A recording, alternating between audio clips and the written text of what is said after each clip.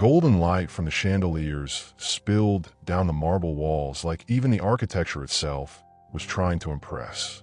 Guests of the highest class stepped out of sleek, imported cars, draped in fur and glittering in jewels, their egos arriving 5 seconds before they did. They laughed with empty grace, toasted with vintage champagne, and exchanged cold kisses on cheeks as if this were just another night, in just another mansion, among just another crowd of self-important names. But it wasn't. Somewhere behind the velvet curtains, tucked just beyond the carved doors and the polite clatter of porcelain, someone watched. Not with the hunger of a social climber or the cold calculation of a rival, but with the quiet apprehension of someone who never quite belonged.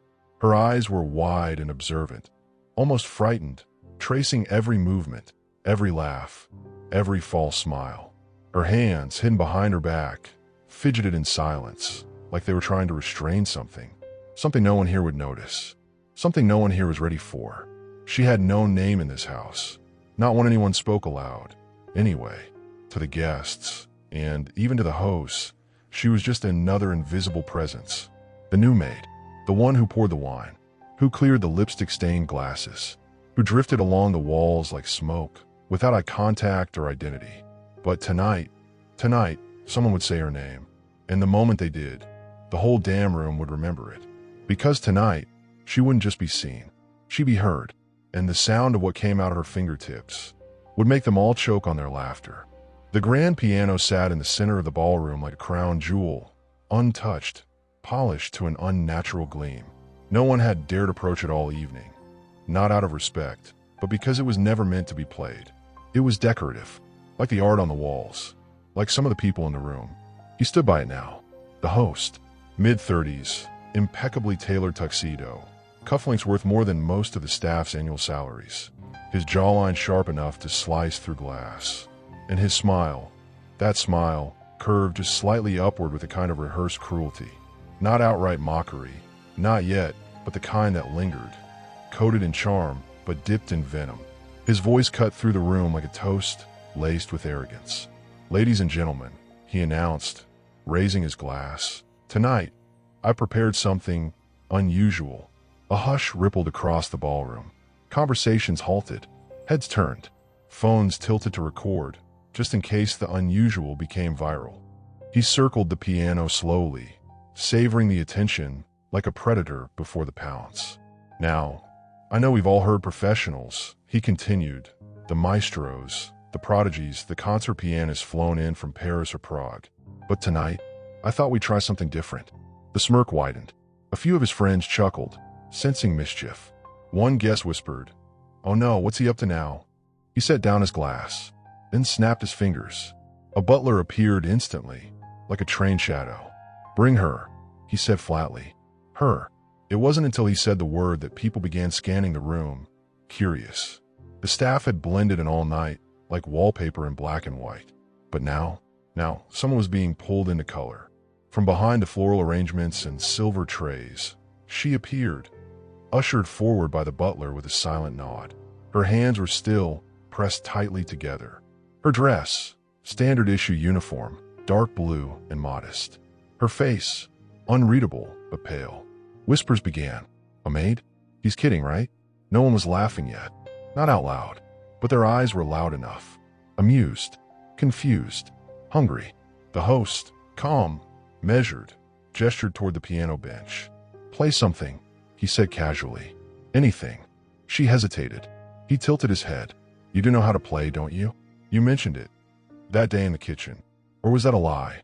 He didn't wait for an answer. "You wouldn't lie to your employer, would you?" Another chuckle, louder this time. A woman near the fireplace actually clapped once, entertained by the unfolding absurdity. She swallowed hard. Her feet moved on their own, slow, reluctant, each step like a question. And when she reached the bench and sat, the room felt suddenly colder, like the chandeliers had dimmed slightly. No one knew what was about to happen, least of all him. Her fingers hovered above the keys, trembling, not from fear of the instrument, but from the dozens of eyes piercing through her like scalpels. Every breath in the room seemed to hold itself hostage, waiting, judging, ready to laugh. The polished ivory keys reflected the glow of the chandeliers above, each one a silent dare. She hadn't sat in front of a piano in years. Not since the accident. Not since everything changed. The memories rushed in, uninvited, like smoke under a door. A small room with peeling wallpaper. A little girl with braids. A melody played with wide eyes and barefoot joy.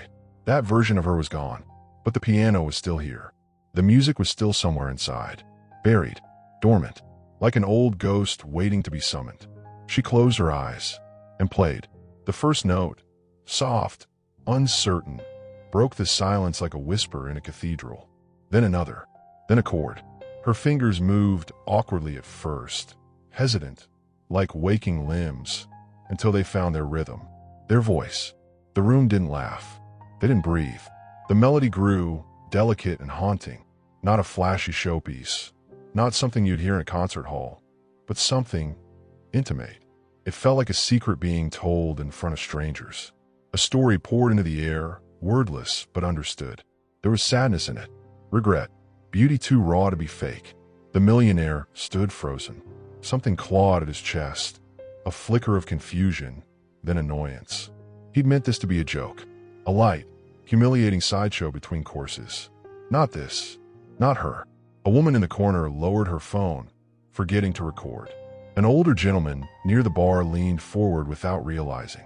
The servers had stopped moving entirely. Even the flames in the grand fireplace behind the piano seemed to soften. And then the shift came. Her fingers, once unsure, began to dance. Not with elegance, but with defiance. Each note struck not for applause, but for memory, for pain, for power. This wasn't just music. It was a resurrection. And in that moment, the man who had summoned her was no longer in control of the room. She was. The final note lingered in the air like smoke, refusing to vanish, vibrating invisibly in every stunned chest around the ballroom. And then, silence. The kind of silence so deep, so absolute, that it felt almost like reverence. No one dared move. No one clapped. Not because they weren't impressed. No, quite the opposite. They didn't know how to react to what they'd just heard. It wasn't a performance. It was a confession, one that no one had asked for. But all of them now carried like a weight on their shoulders. She kept her head down, fingers still resting on the keys. She didn't look at anyone. Didn't want to. Couldn't. Because she wasn't really in that ballroom anymore. She was somewhere else. Back in that small apartment above the bakery, the one that always smelled like burnt sugar and old dreams. Back with her mother's voice echoing in the kitchen, and the sound of her little brother coughing in the next room. Back before the storm came. Before the fire. Before everything she knew turned to ash. A violin. A scholarship letter. A judge's gavel. All of it gone. All of it buried. She'd stopped playing after that. Stopped being her. Until tonight. A hand clapped once. Then again. It was a man near the back. Someone unfamiliar. He rose slowly, clapping louder now. And soon, others followed. Hesitant. Confused. Moved. The applause built like a tide. Reluctant. Awkward. Then thunderous. The sound crashed against the marble walls and swept across the chandeliers. The guests clapped not just for the song, but for the feeling of something real, something raw, bleeding through the walls of wealth and etiquette. But not him. Not the host. He didn't clap. He didn't move. He stood there like stone, jaw tight, eyes unreadable, watching her, studying her, like she had stolen something from him. Because she had. The spotlight, the room, the power. She rose from the bench slowly, not with pride, but with the caution of someone who's been burned for being noticed before. Her eyes flicked upward, catching his for the first time. And what she saw there was not amusement, was not anger. It was fear, just a flicker. But it was enough, because for the first time in his life, he had no idea who he was looking at. She slipped away from the piano like a ghost leaving a room it never meant to haunt.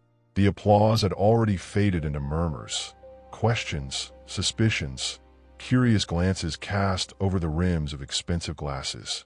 Some tried to speak to her as she passed, but she didn't stop. Their curiosity scratched at her like thorns, but she kept her eyes down, her steps steady. Her heart, however, beat loud enough to echo in her ears.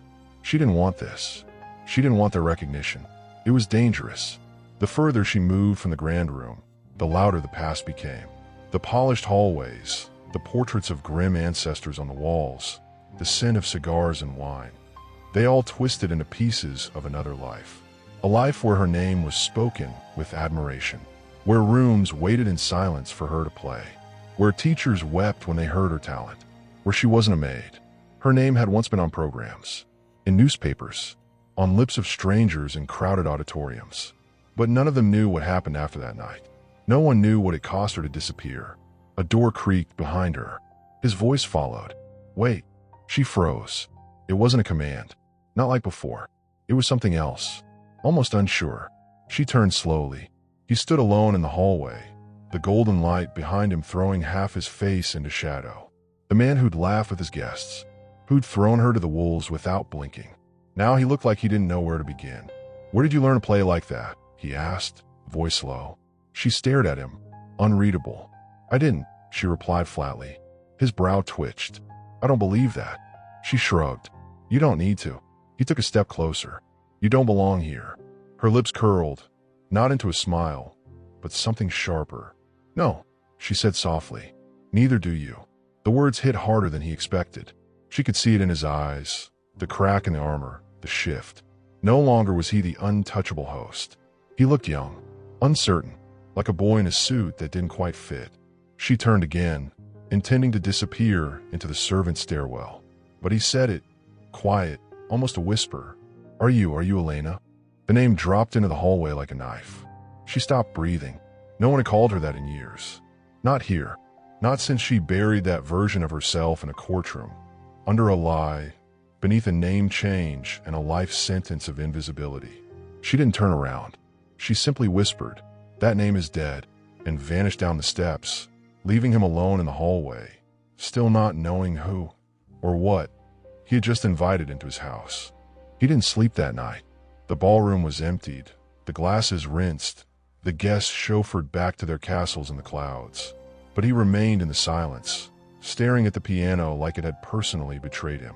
The notes still echoed in his ears, clashing against the arrogance he wore like armor. He poured himself a drink, something dark and expensive, and walked barefoot across the cold floor. Are you Elena? He hadn't meant to say it. It had just slipped. The name came from a corner of his memory, he'd welded shut. He sat in the velvet armchair, the one he never used, and finally let himself feel what he always avoided. Discomfort. Not the kind that came from wrinkled shirts or bad wine, but the kind that scratched beneath the skin, the kind that whispered. You knew her. Once. Long ago. Before the tuxedos. Before the empire. Before the mask. A different city. A different life. A girl with bare wrists and laughing eyes, who played an out-of-tune piano in the back of a crumbling chapel. She'd made the broken instrument sound like it had never been wounded. She'd made him feel something, before he learned how to suffocate those feelings, before he learned how to win at all costs. And now, years later, there she was. Or was it?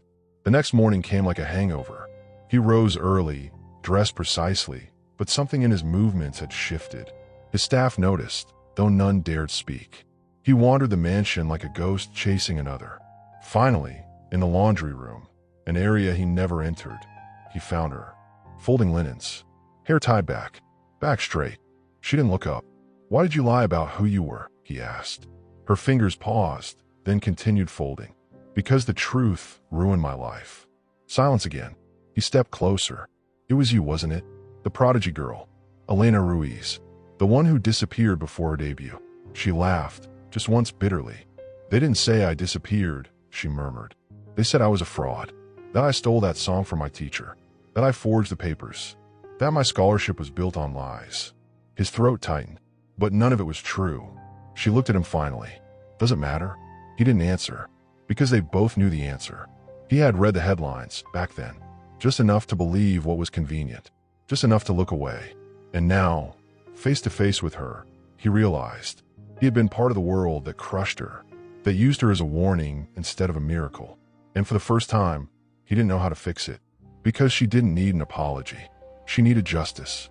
She left the laundry room without waiting for him to speak again, not out of rudeness, but out of self-preservation. She had learned long ago that looking back meant slipping, and she couldn't afford to slip. Not again. He stood there for a long while, hands in his pockets, watching the door she had disappeared through, as if expecting some version of her to come back. A softer one, a more forgiving one. But forgiveness was a currency he could no longer afford. He went to his office, sat behind the same desk where deals were signed, where fortunes were built, and people were dismissed with a flick of a pen.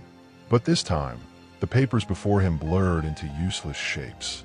All he could see was her face from the night before, illuminated by candlelight, transformed by music, untouched by fear. He pulled open a drawer and found the old newspaper article.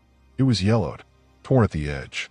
He had kept it all these years, not because he cared, but because, once, he had been jealous. A teenage boy in a broken home, reading about a girl from nothing who had been called the reincarnation of Chopin. He'd felt it then, that bite of resentment in his gut. Why her? Why not him? And when the scandal broke, he hadn't questioned it. He'd almost felt vindicated. Now that same face, those same hands, were folding sheets for him. He slammed the drawer shut. Elsewhere in the mansion, she was scrubbing silver. Her hands, raw and red, no longer danced over ivory keys but scraped at stains left by those who never noticed her. And yet, in her mind, the music still played. Every time she tried to silence it, it came back louder. Each note a ghost she hadn't buried properly.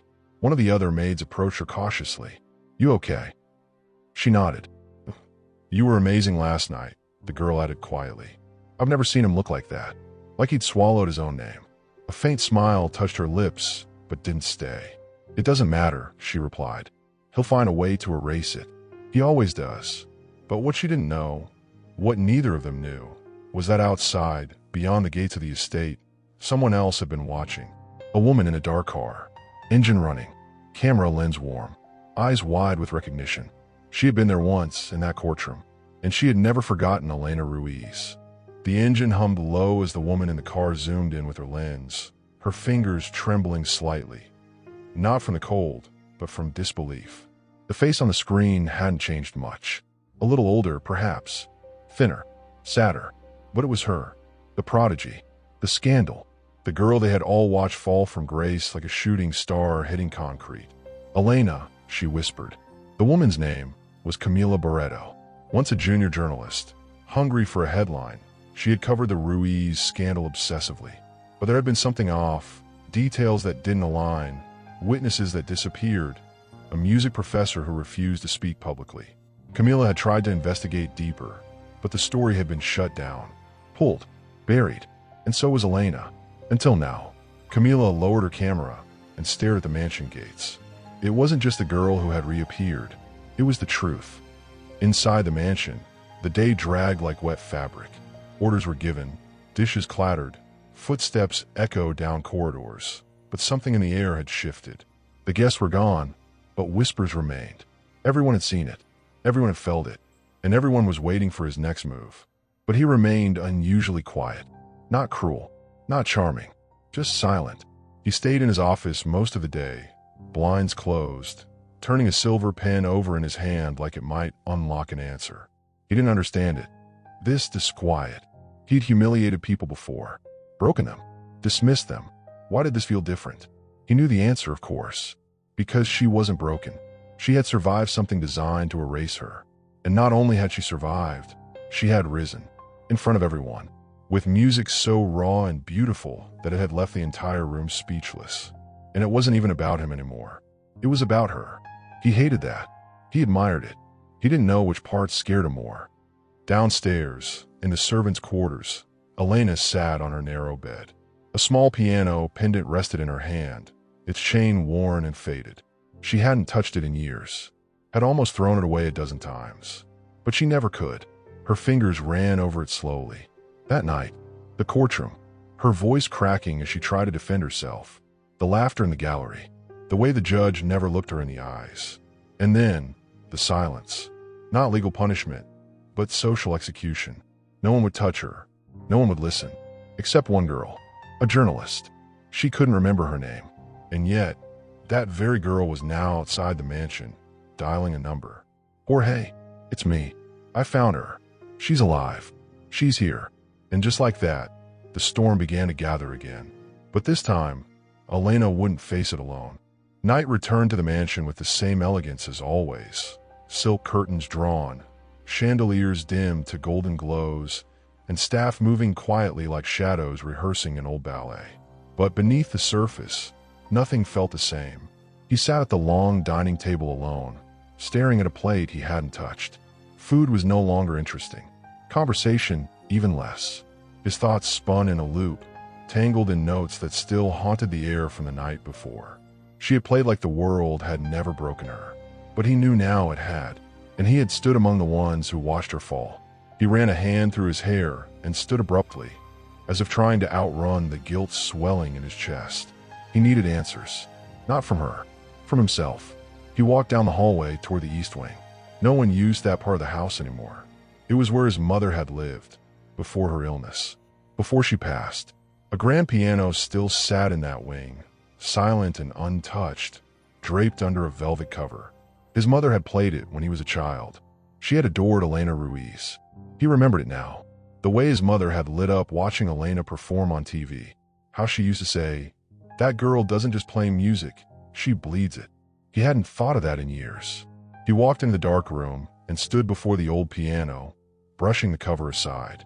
The keys were dusty, the bench cold, but the memories sharp. His mother had once told him, "Protect those who feel too deeply. The world will try to burn them." And yet he had become exactly what she warned against. He closed the lid gently, and in that silence, he knew. He couldn't bury this anymore. Not what he had done, not who she was. Meanwhile, Elena paced her tiny room, hands shaking slightly. The journalist's voice echoed in her mind. "I found her. She's alive. Alive. As if she'd been dead all these years." A knock on the servant's door made her freeze. She opened it cautiously. It was the butler. Stern, older, loyal only to orders. "The master wants to see you. In the music room." She frowned. "What music room?" He didn't answer, just turned. 10 minutes later, she entered the east wing for the first time. He was waiting there. No glass in hand, no mask of charm, just a man who looked like he hadn't slept in years. "I remember now," he said softly. "The first time I saw you play. My mother cried. I didn't understand why back then." She didn't move. He stepped closer. "I was angry at you, for being more. And when they tore you down, I didn't defend you. I let them. I watched." His voice cracked. "I'm sorry." The words hung there, fragile. But before she could reply, a phone rang. He frowned, pulling it from his pocket. The screen lit up with a name that turned his face pale. "What is it?" she asked. He didn't answer, because on the other end of that call was his attorney. And someone had just leaked a video from the mansion. Her performance. The world had just seen what we tried to hide, and the ghosts were about to come knocking. It started slowly. A single post. A grainy video clip, barely a minute long. No caption, no context. Just a woman in a Maid uniform, sitting at a grand piano, setting the air on fire with her fingers. By morning, it had gone viral. The internet didn't care that the lighting was dim or the sound was raw. It cared about the feeling, about the way her body moved with the keys, about the haunting beauty of something clearly too big for the setting. Within hours, the comments exploded. "Who is she? Why is a Maid playing like this? This woman is better than half the concert pianists I've seen. I'm crying and I don't know why." And then, someone recognized her. A music professor. Then another. Then an old flyer was posted, barely legible, with her name in faded ink. Elena Ruiz. The fallen prodigy. The fraud. The ghost. Except now, she wasn't a ghost. She was everywhere. Articles from years ago resurfaced. People began digging, connecting dots. Something didn't add up. Too many inconsistencies. Witnesses from the trial began to speak anonymously. Someone confessed. A lie was told. A bribe was offered. Her teacher, the one who accused her, had disappeared years ago. No trace. And suddenly, the narrative flipped. What if she had been innocent all along? In the mansion, the walls felt smaller. Elena sat on the edge of her bed, phone in hand, eyes wide. Notifications buzzed endlessly. Messages poured in, old friends, strangers, reporters. Some kind, some cruel, all loud. Her hands trembled, not from fear, from resurfacing. She felt like she was being pulled out of a grave she never asked to be buried in. A knock at the door made her jump. He entered without waiting. His face was pale, jaw tight, phone in hand. "You're trending," he said softly. "Everywhere." She nodded. "I know." He hesitated. "Do you want me to shut it down?"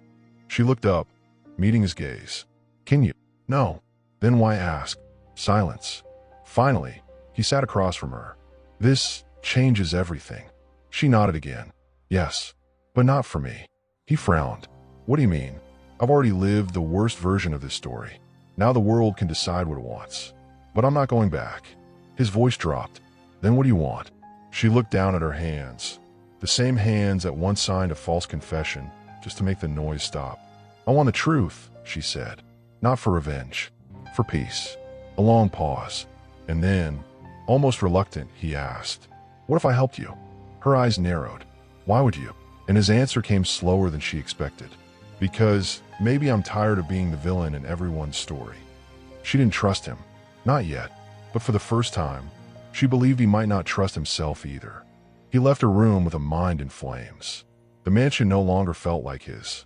The staff walked lighter, whispering behind closed doors.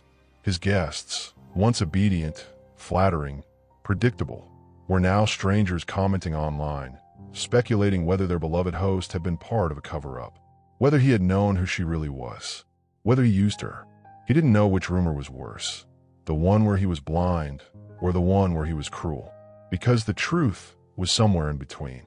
He hadn't known. Not really. But he hadn't wanted to know either. That made him complicit. He entered the East Wing again, this time with a folder in hand. Inside it, documents from her trial. He had pulled favors, made phone calls, dug through archives. What he found had left him sick. Her signature on a confession, barely legible. She was 17. The prosecutor's name, now disbarred. The music teacher's testimony, uncorroborated, suspicious. And the missing file, a letter of recommendation from a renowned conservatory, never admitted as evidence. Buried truths, because the world doesn't like prodigies without pedigrees. And he had done nothing to stop it. Now, the same media that had destroyed her was hunting for atonement. Piano prodigy returns from the dead. Scandal revisited. Was Elena Ruiz framed? Justice delayed. Some wanted to apologize. Others just wanted a new show to devour. He watched it all unfold from his office, the news playing on a muted screen. And then, the phone rang. Camila Barreto. He picked up slowly. "Yes. I want to interview her," she said without pause. He hesitated. "She's not ready. That's not your call." He hated how true that felt. "She'll decide," he said finally. "But if she agrees, you treat her like a human, not a headline." Camila paused. "I wasn't the one who forgot she was human in the first place." Click. Downstairs, Elena sat at the piano again. Not performing, just touching, remembering. The bench creaked as someone sat beside her. He didn't speak, just watched her hands. After a long moment, she asked, "Why did you keep that article?" He looked away. "Because I was jealous." A soft, bitter laugh escaped her lips. "You ruined me in your head before the world did it in real life." "I know," he said, "and I can't undo it." "No," she replied, "but you can choose who you become next." He looked at her then. "I want to help." She shook her head. "Then tell them the truth. All of it. Publicly." A beat passed. He nodded. And just like that, the villain agreed to burn with her. Because sometimes, redemption isn't a grand gesture. It's the choice to bleed in public, for someone else's right to be heard.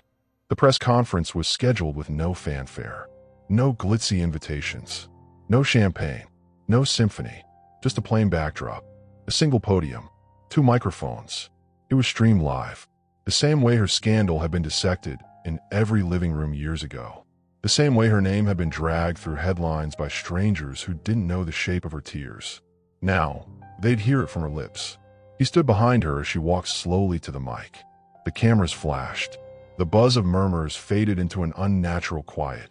Elena took a breath. "I never thought I'd speak in public again," she began, voice steady but low, "because I thought no one would ever listen without twisting it into something ugly." Silence. "My name is Elena Ruiz. Years ago, I was accused of theft, fraud, and dishonor. I was called a liar, a manipulator, an embarrassment to the institutions that once praised me. She looked out at the crowd, journalists, critics, strangers, and I believed them. Her voice cracked slightly, but she didn't stop. They told me my hands didn't belong to me, that the music inside me must have been stolen, that someone like me, poor, brown, unconnected, couldn't possibly be that gifted without cheating. Her hands gripped the sides of the podium now. So I disappeared. I scrubbed floors. I folded sheets. I erased myself. She glanced behind her. He met her eyes and gave a faint nod. But I never stopped hearing the music. She paused. And last week, someone tried to humiliate me by forcing me to play. I almost didn't, but I did. And the world remembered me. Not the lie. Not the scandal. Me. Now her voice grew stronger. But this is not just about me. It's about what happens when truth is inconvenient. When talent comes from places people don't expect. When silence is forced and guilt is easier than justice. And then she stepped back. He took her place. For the first time in his life, there was no smirk on his lips, no spin, no arrogance. I was part of the system that let her disappear, he said, and I benefited from it. I was jealous. I was silent. I was complicit. Cameras snapped wildly now. He didn't flinch. I didn't ruin her career, but I didn't defend her either. And that's enough to be guilty. Then he looked at Elena. I'm not asking for forgiveness. I'm offering the only thing I can. The platform I once stole. He stepped aside. The crowd stood. Not for him. For her. And this time, when the applause thundered, it wasn't just for a performance. It was for survival. It was for resurrection. But even in that victory, neither of them knew. Someone else was watching. And not everyone wanted the truth to stay alive. The days that Seguiram were a blur of interviews, invitations, headlines, and offers. The same world that had devoured Elena now begged to crown her. Music schools wanted her as a mentor. Journalists wanted her redemption arc late night. Shows wanted her tragedy packaged into digestible inspiration. But she wasn't playing their game. Not anymore. She declined most requests. Accepted only one. A recital. A single night. Not in a palace. Not on television. But in the same small theater where she had once played as a child. Before the chaos. Before the courtrooms. Before she stopped being a girl and became a ghost. The piano was old. The walls cracked. The seats squeaked. But the stage felt like truth. She walked on in silence. No introduction. The lights dimmed gently, caressing her instead of exposing her. She sat down, ran her fingers across the keys, and closed her eyes. She played, not to prove anything, not for revenge, but because she could. Every note was a wound reopened. Every chord was a scar shown, and every silence between phrases was forgiveness. In the front row, he watched in awe, no longer the man who owned rooms, but the man learning to sit quietly in someone else's. Tears slipped down his cheek, not for what he had done, but for everything he had almost never seen. Beside him sat Camila Barreto, recorder off, pinned down, watching not as a journalist, but as a witness, a guardian of truth. The final note rang out, soft and fragile, the kind of sound you don't hear, so much as feel. It didn't ask for applause. It simply existed, and the room erupted. But Elena didn't rise. She kept her hands on the keys, her head bowed. A prayer, a goodbye, a beginning. Outside, in the cool night air, she walked alone. No cameras, no questions, just stars. He caught up to her a few blocks away, quiet, unsure. You were, he began but stopped. She smiled gently. Don't say anything, just be. He nodded. They stood there, two people unmasked at last. And for the first time in a long, long while, she felt safe. Not because the world had changed, but because she no longer needed its permission to shine. Her voice, her music, wasn't something to be hidden. It was divine. And somewhere in that night, a quiet voice whispered. She was never lost. She was just waiting for the silence to end. And maybe all of this happened for a reason. Because some silences can only be broken by God. And some gifts, buried by injustice, never truly die. They wait for the right moment to rise again. Elena didn't need revenge. She needed courage. And when courage joined hands with truth, the whole world had no choice but to listen. Because when something comes from God, no one can erase it. And when he decides to lift you up, it doesn't matter who tried to silence you. Sparkles if this story touched your heart. If you believe miracles still happen, leave a comment below and tell us where you're watching from. And write. The truth always wins. May God bless you deeply. And if you want to hear more stories that inspire, move, and remind us that there is always hope, subscribe to the channel now and turn on the notification bell so you never miss a single story. Until next time, and remember, never underestimate the power of a heart that still believes.